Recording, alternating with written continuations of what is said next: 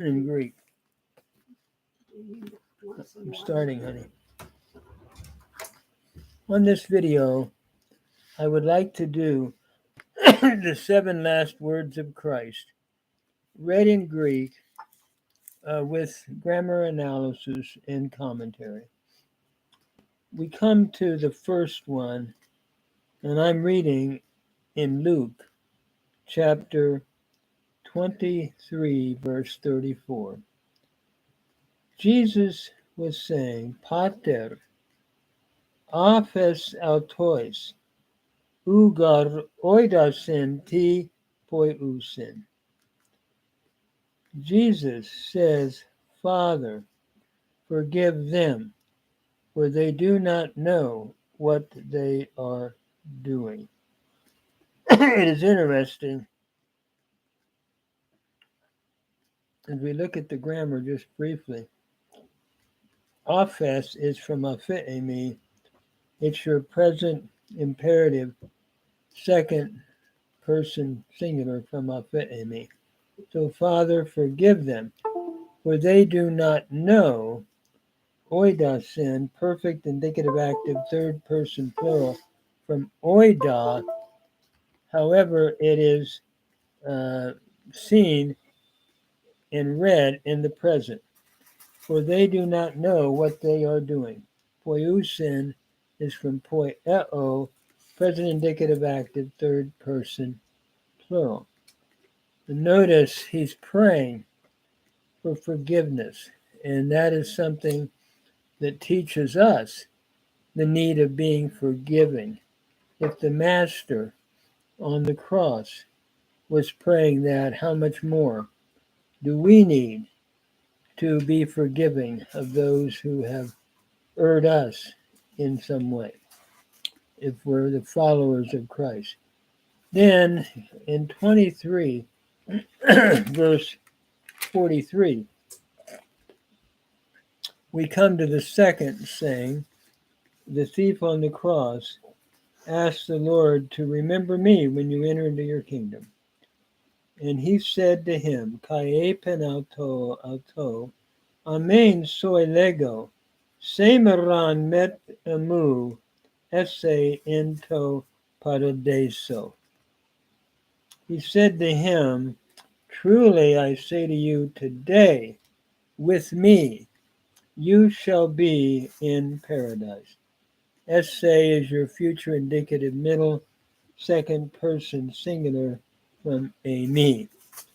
So you shall be with me, you yourself shall be with me in paradise.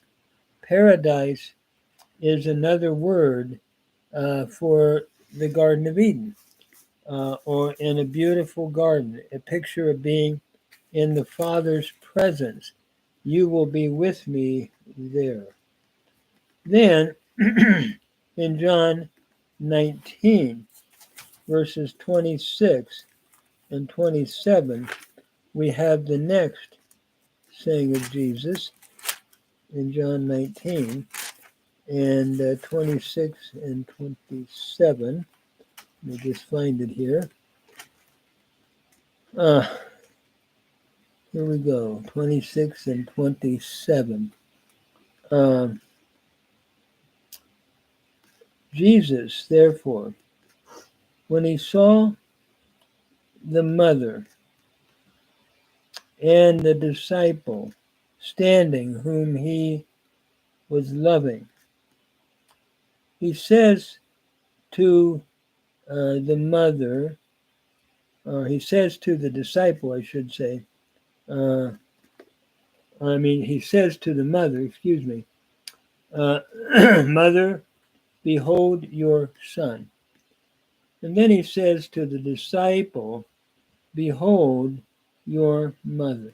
And from that day, we're told, the disciple took her unto his own things, probably meaning unto his own home, and took care of her. So as we look at the text here from the Greek, Jesus, when he saw the disciple, Jesus unidon ten metera kaitan mathetain peristota con agapa. When he saw the mother, I should say, and the disciple standing, whom he was loving. Yadon is from charao. It is the aorist participle in the nominative masculine singular from charao. So when he saw the mother and the disciple standing from paristemi, we have the perfect participle accusative singular from paristemi, standing whom he was loving. Agapa, agapa is from agapao, imperfect indicative active third person singular from agapao. He says to the mother, behold your son. Ide is from again harao. It's the imperative from harao, or behold your son. Then he says to the disciple, behold your mother. Again, two imperatives from harao, driving home the need of taking care of one another. And he is very sensitive to their sorrow and what they are going through. The next word is in Matthew 27:46. Matthew chapter 27, verse 46. And so I want to read that in the Greek. This is the fourth saying. Jesus says with a great voice, Eli, Eli, lema sabachthani. Tut estin theamu, enatime ekatelepes. That is, the ninth hour, Jesus cried out with a great voice, saying, my God, why have you abandoned me? Lema sabachthani. Aramaic here, to abandon. And then that is, my God, enati me ekatelepes. Why have you forsaken me or abandoned me? Ekatelepes is from ekatalepo, aorist indicative active, second person singular. So we're looking here, I think, at the separation of the Father from the Son, from Jesus, while he was carrying on his work of providing redemption and experiencing the judgment that we all would have to experience. He did it for us, and he became our vicarious sufferer. And as a result, God now can provide salvation because he took our place. He became our pathfinder. And then in John 19, verse 28, John 19, verse 28, we come to the next thing. And Jesus upon the cross says, dipso, I thirst. From dipsao, a contract verb, present indicative active, first person singular. I am thirsty. And so we're seeing Jesus was fully human as well as fully divine, and yet without sin as the God-man. So following that fifth saying, we come to the sixth saying upon the cross, and notice what he says in verse 30. Then we are told Jesus said to Telestai, and when he bowed his head, he gave up the spirit.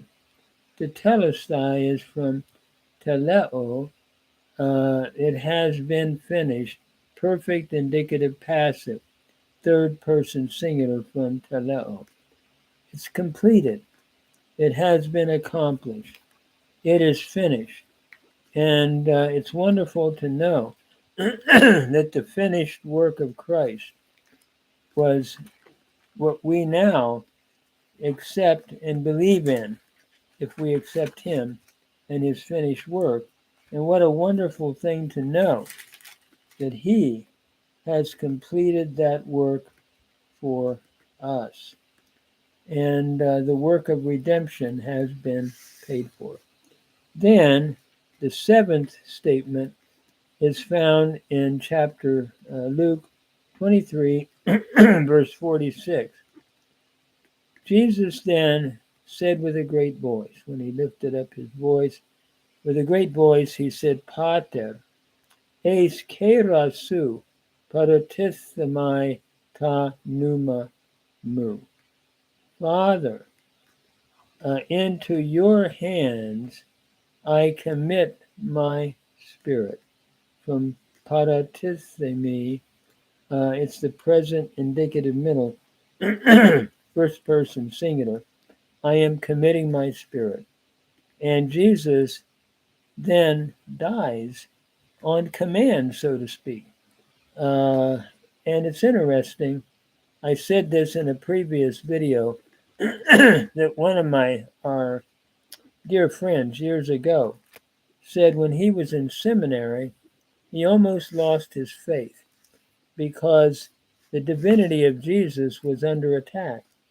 But he said one day as he was reading through the Gospels, he came to this saying, into your hands I commit my spirit.